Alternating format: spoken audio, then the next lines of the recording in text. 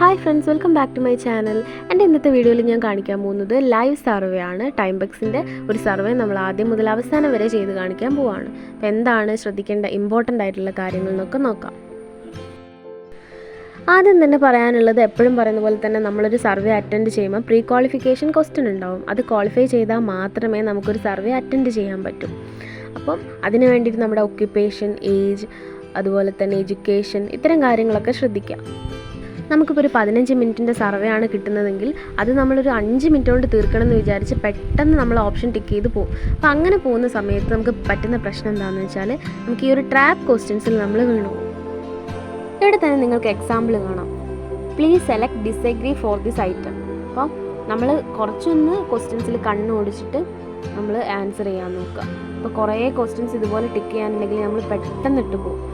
അപ്പം ശരിക്കും ശ്രദ്ധിച്ച് കെയർഫുള്ളി നമ്മൾ ആൻസർ ചെയ്യും.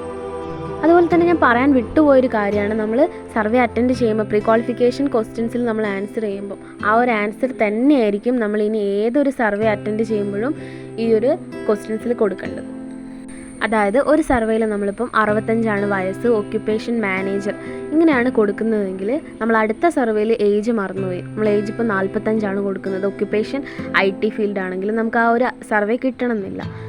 അപ്പോൾ ഇങ്ങനെ കൂടുതലായിട്ട് ഡിസ്ക്വാളിഫൈഡ് ആകുമ്പം ആ ഒരു കമ്പനീസിൻ്റെ സർവേ നമുക്ക് പിന്നീട് കുറേ കാലത്തേക്ക് കിട്ടാതെ ആവും. അപ്പോൾ അതുകൊണ്ട് അതാണ് ഈ ഒരു സർവേ ചെയ്യുമ്പോൾ ഏറ്റവും ശ്രദ്ധിക്കേണ്ട ഒരു കാര്യം. നമ്മളെപ്പോഴും ഒരു 40+ ഏജ് കൊടുക്കാൻ നോക്കുക. അതുപോലെ തന്നെ IT ഫീൽഡ്, മാർക്കറ്റിംഗ് ഫീൽഡ്, ഇതൊക്കെ ആയിരിക്കും നമ്മൾ കുറച്ചും കൂടെ സർവേ ക്വാളിഫൈ ആവും. അതുപോലെ തന്നെ നിങ്ങൾ എഡ്യൂക്കേഷനിൽ മാസ്റ്റർ ഡിഗ്രി കൊടുക്കാൻ നോക്കുക.